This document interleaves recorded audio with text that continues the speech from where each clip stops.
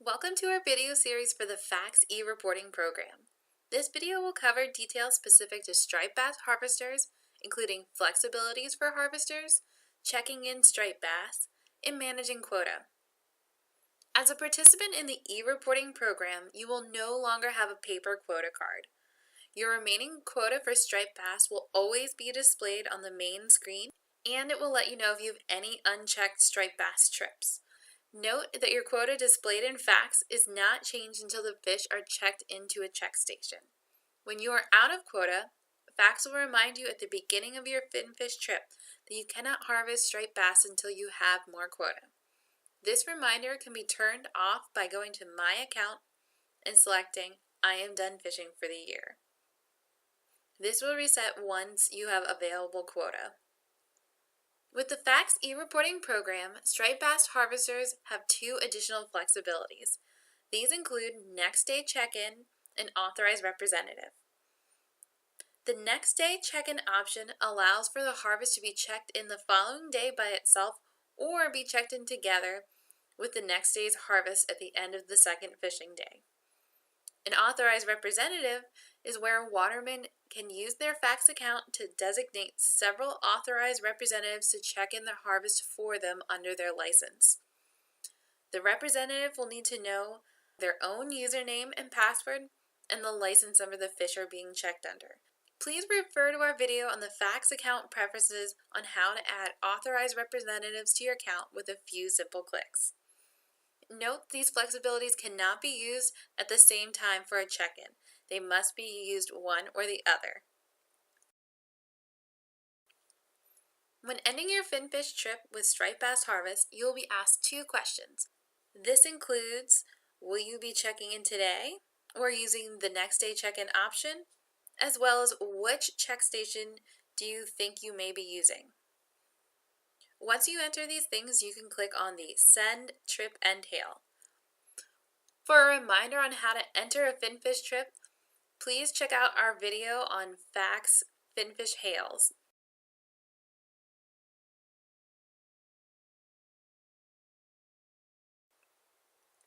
After ending your finfish trip, you can check your striped bass into any Maryland check station.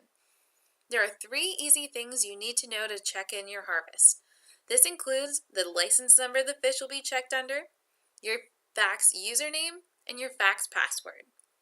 Please do not give your username and password to the check station. For your privacy, please keep your username and your password confidential. After the fish have been counted and weighed, the check station operator will enter the count in poundage and the license number, and you or your authorized representative will be asked to enter in your username and your password.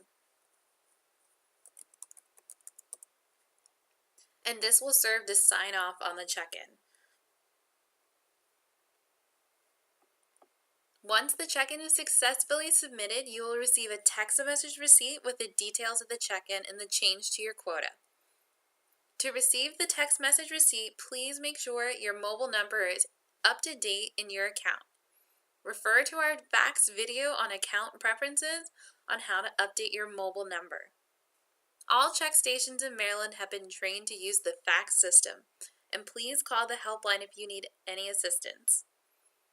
Note that if you want to see a history of your check-ins, go up to the check-ins and click View History, and this allows us to see all of our past check-ins. If we want to look at check-ins over different periods of time, we can filter this by date, or we can filter it by check station. If we'd like to see a summary, we can click the View Summary Results and download them either as a CSV or a PDF. For the last part of the video, I'd like to go over transferring quota. As a striped bass harvester, you can transfer and receive striped bass quota with other license holders. Please note that transfers can only be conducted between individuals who are part of the same fishery, such as ITQ can only transfer to ITQ. If the other person is part of the FACS e-reporting program, you can participate in an electronic quota transfer. This means that you do not have to go to the TAWS building in person to proceed with the transfer, and quota is immediately available to Harvester after DNR approves the transfer. If the other person is not a part of the FACTS program, it will involve the standard transfer paperwork and procedures. Quota transfers can be either temporary or permanent, as well as full or partial. Please note that depending on the type of quota transfer, there are different rules that apply to each. To do a quota transfer, first we're going to log in and we'll go up to Quotas, click on Transfer, and go to New Transfer. Here we're going to see our Striped Bass quota transfer page. First, we're going to be asked what kind of transfer. I'm going to say in season. We can either select in season if the transfer is in the current quota year, or pre-season if the transfer is for next year's quota. Next, we're going to have our checkbox saying that we understand that we cannot harvest striped bass while the transfer is being processed. We're going to have our quota year, our remaining amount of quota, our transfer amount. We're going to enter that in pounds. Now we have the box asking if our transfer is going to be temporary or permanent. It is assumed that our transfer is temporary unless we click this box saying that we would like it to be permanent. When we do click the box, we're going to see a pop-up asking us yet again, do we want to have a permanent transfer? I would like to do a temporary one, so I'm going to uncheck the box.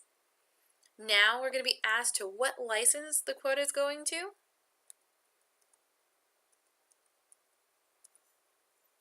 Next, we're going to do our tag sequence, so we're going to click Add.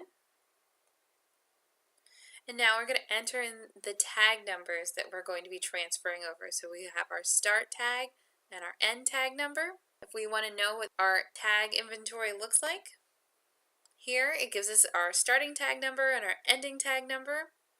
Here I'm going to transfer 300 tags with my 1,000 pounds for my in-season temporary. So I'm going to enter in the starting number that I'm going to transfer over, and my ending number.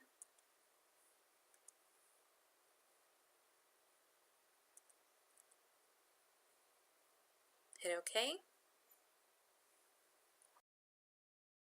I'm going to move down the page.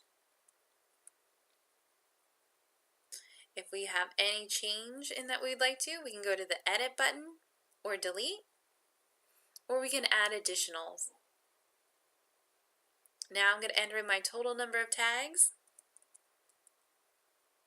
After entering in my total number of tags, I'm now going to review my information and click Submit Transfer.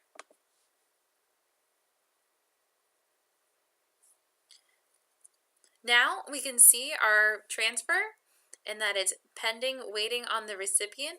This means that the other person in FACTS needs to log on to their account and they're going to see their request, and they can either accept the request or decline the request. Now the recipient of our quota transfer request is going to log on to their FACTS account. They're going to go up to the quotas. They're going to go to transfers and transfer history. And they're going to see our transfer from Danny Fisher. It's going to show them the license, the amount, what type of transfer it's going to be, whether it's permanent. Here we see the status is pending. And now Ryan Fisher can either accept or decline. We move down the page.